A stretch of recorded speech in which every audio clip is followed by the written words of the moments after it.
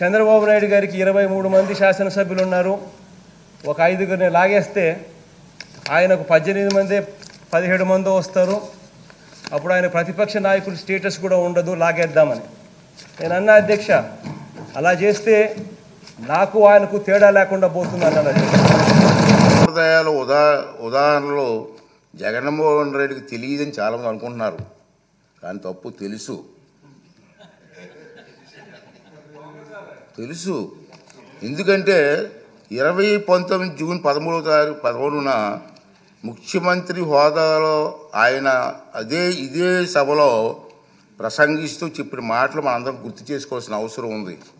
చంద్రబాబు నాయుడు గారికి 23 మంది శాసనసభ్యులు ఉన్నారు, ఒక 5 కానీ లాగేస్తే ఆయనకు 18 మంది కూడా ఉండరేమో, ఈ హోదా 17 మంది ఉంటారు, అప్పుడు ఆయన ప్రతిపక్ష నాయకుడు స్టేటస్ కూడా ఉండదని చెప్పి ఇదే జగన్మోహన్ రెడ్డి గారు ఈ హౌస్లో మాట్లాడిన సంగతి మీ అందరికీ తెలుసు. మరి అది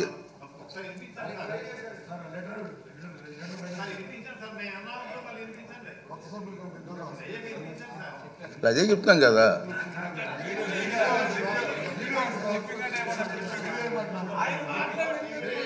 ఆయన మాటలు వినిపించాలా? అయితే మరి రికార్డు చేయాలి, మరి వినిపిద్దాం.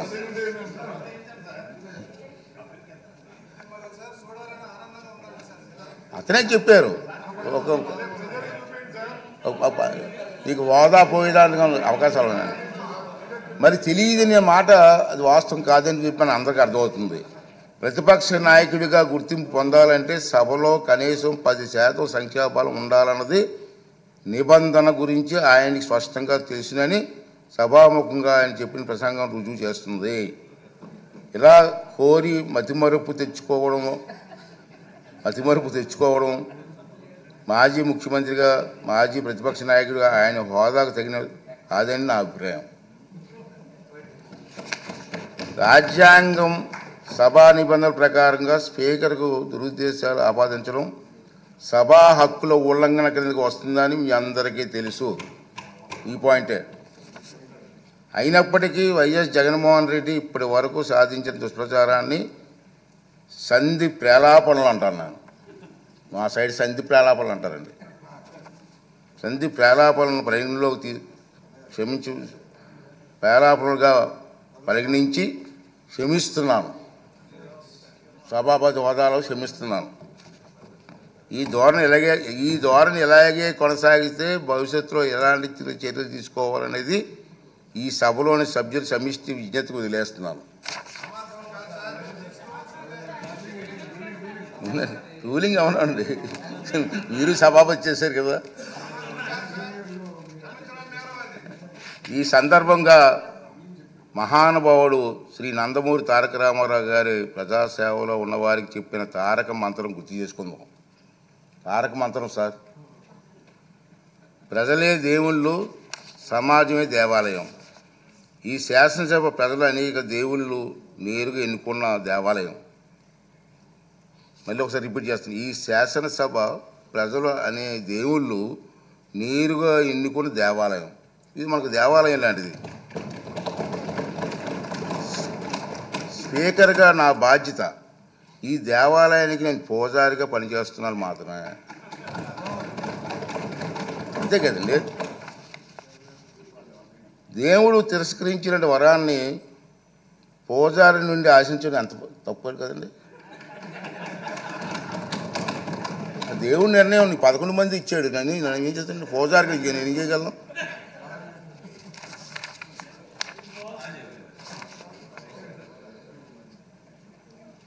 ఈ నియోజకవర్గాల్లో ప్రజలు ఈ సందర్భంగా వాళ్ళ సభ్యులు కూడా రావట్లేదు, మీరు చూస్తూనే ఉన్నారు. ఈ సందర్భంగా సభకు దూరంగా ఉంటున్న సభ్యులకి నా విజ్ఞప్తి ఏంటంటే, మీ నియోజకవర్గాల్లో ప్రజలు మీకు ఇచ్చిన గౌరవాన్ని, బాధ్యతను గుర్తు చేసుకోండి.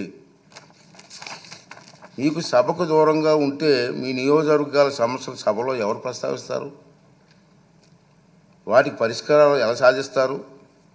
ఈ బాధ్యతను గుర్తించి మిమ్మల్ని నమ్ముకున్న మీ ప్రజల గొంతు వినిపించడానికి సభకు హాజరు కావాలని రాజ్యాంగం మీకు అప్పగించిన బాధ్యతను సమర్థవంతంగా నిర్వహించాలని విజ్ఞప్తి చేస్తున్నాను. నమస్కారం. ఈ రూలింగ్ తాలూకు ఇంగ్లీష్ కాపీని కూడా సభ రికార్డులో భాగంగా ఉంటుందని చెప్పి సందర్భం మనం చేస్తూ మీ అందరి దగ్గర సెలవు తీసుకున్నానండి. ఈ రూలింగ్ ఇవ్వాలనే ఉద్దేశంతో దీన్ని తెర వేయాలి, ఎక్కడో తెర వేయకపోతే పబ్లిక్ అందరికి తెలియాలా, అందుకే సామాన్యులకు అర్థమైన విధంగా చెప్పాలనే ఉద్దేశంతో నేను ఈ టైం తీసుకోవడం జరిగిందని చెప్పి మనం చేస్తూ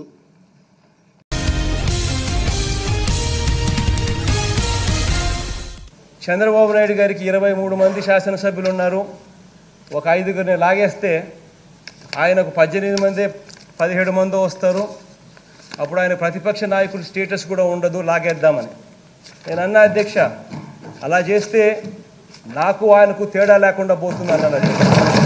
సంప్రదాయాలు ఉదాహరణలో జగన్మోహన్ రెడ్డికి తెలియదని చాలామంది అనుకుంటున్నారు, కానీ తప్పు. తెలుసు.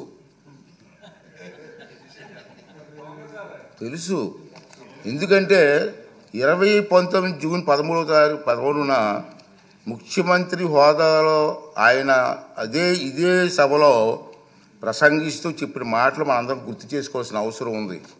చంద్రబాబు నాయుడు గారికి 23 మంది శాసనసభ్యులు ఉన్నారు, ఒక 5 కానీ లాగేస్తే ఆయనకు 18 మంది కూడా ఉండరేమో, ఈ హోదా 17 మంది ఉంటారు, అప్పుడు ఆయన ప్రతిపక్ష నాయకుడు స్టేటస్ కూడా ఉండదని చెప్పి ఇదే జగన్మోహన్ రెడ్డి గారు ఈ హౌస్లో మాట్లాడిన సంగతి మీ అందరికీ తెలుసు. మరి అది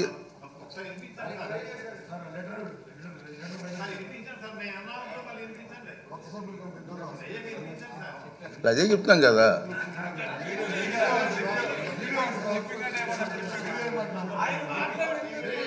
ఆయన మాటలు వినిపించాలా? అయితే మరి రికార్డు చేయాలి, మరి వినిపిద్దాం.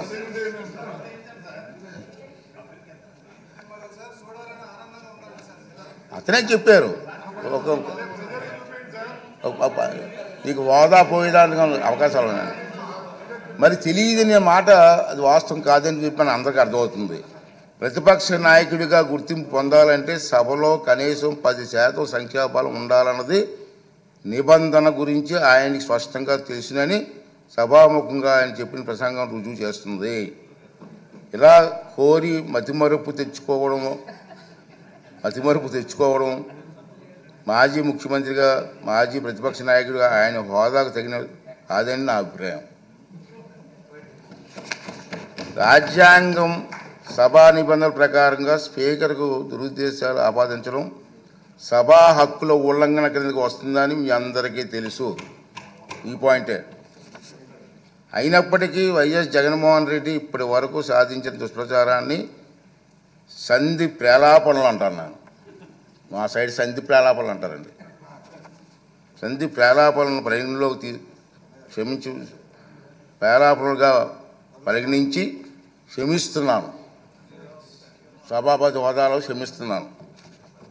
ఈ ధోరణి ఇలాగే కొనసాగిస్తే భవిష్యత్తులో ఎలాంటి చర్యలు తీసుకోవాలనేది ఈ సభలోని సభ్యుల సమిష్టి విజ్ఞతకు వదిలేస్తున్నాను.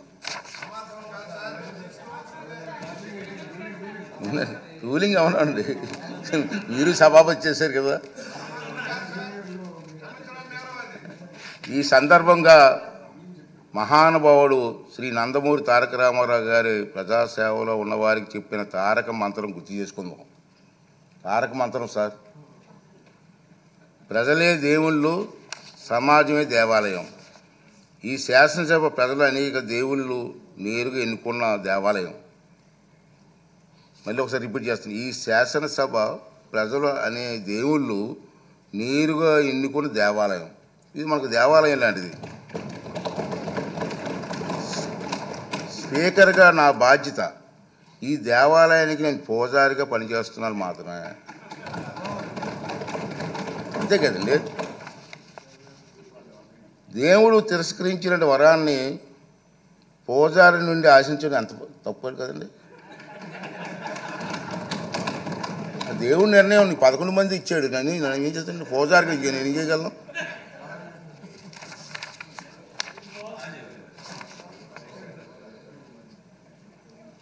ఈ నియోజకవర్గాల్లో ప్రజలు ఈ సందర్భంగా వాళ్ళ సభ్యులు కూడా రావట్లేదు, మీరు చూస్తూనే ఉన్నారు.